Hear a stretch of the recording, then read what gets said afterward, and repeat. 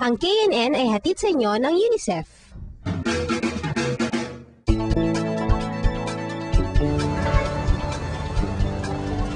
Dito sa KNN, iba't ibang mukha ng kabataan na nakikilala natin.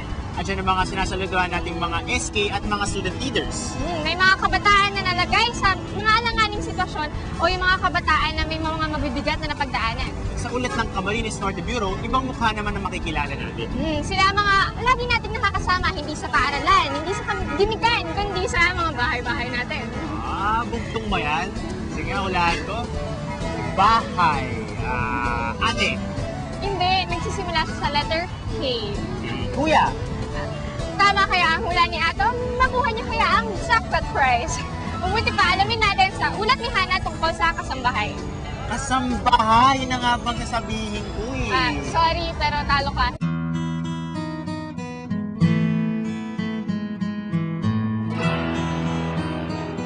Karaniwan na sa mga middle class at upper class ng mga Pilipino ang pagkakaroon ng mga kasambahay o household helpers.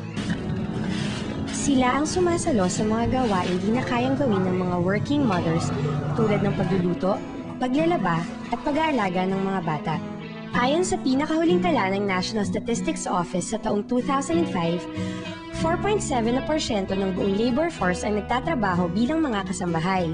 Marami sa mga helpers na ito ay minor de edad, namamasukan ng mga kabataang ito upang makatulong sa pamilya o di kaya'y para makaipon para sa kanilang edukasyon.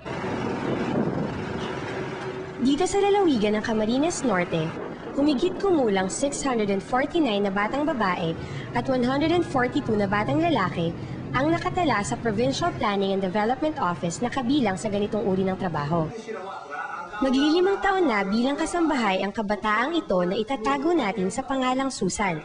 16 na taong gulang pa lang siya noong nagsimula siyang mamasukan bilang yaya. Ayon sa kanya, ang pagnanais na kumita ng sariling pera ang nagbunsod sa kanya upang pasukin ang ganitong uri ng trabaho.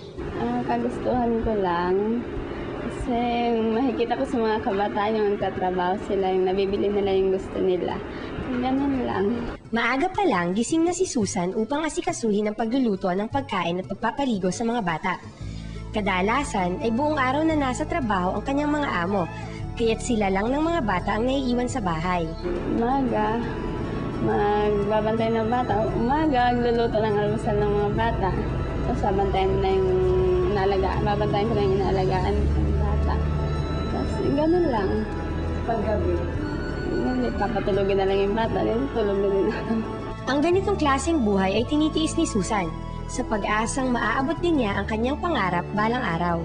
Pangarap ko sa buhay, siyempre, ganda yung buhay ng pamilya ko.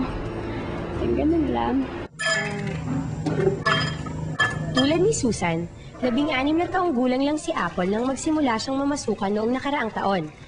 Ang pinagkaiba nila ay nagawang ipagpatuloy ni Apple ang kanyang pag-aaral, kapalit ng kanyang pagsisilbi. Pag-aalaga ng bata rin ang pangunahing gawain niya, pero naglilinis din siya at naglalaba. Hindi naman daw gaanong mabigat ang kanyang mga gawain at nakapaglilibang din siya kung minsan.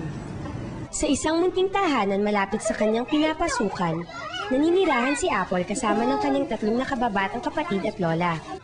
Dahil wala na silang mga magulang, napilitang mamasukan si Apple. Hindi madaling pagsabayin ang pag-aaral at pagtatrabaho, subalit sa pagtsatsaga ni Apple ay nagawa niyang gampanan ng maayos ang kanyang mga tungkulin. Nilang Monday hanggang Friday, magluluto ako ng almusal.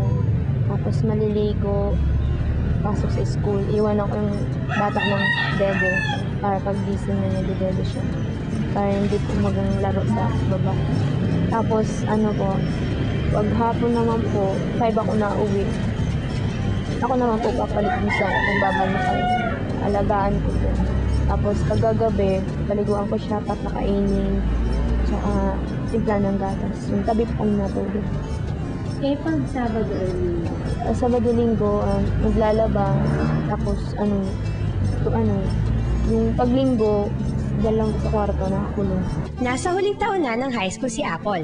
At sa susunod na taon sa kanyang pagpasok sa kolehiyo ay kursong criminology ang gusto niyang kunin. Nais niya raw kasing makatulong sa maraming tao. Para sa akin, larawan sina Susan at Apple ng huwarang teenagers. Sa kabila ng kakulangan sa mga oportunidad, nagsusumikap silang maghanap buhay tungo sa isang mabuting bukas. Patunay lamang na ang kanilang kahirapan ay di kailangang maging hadlang sa ating mga pangarap.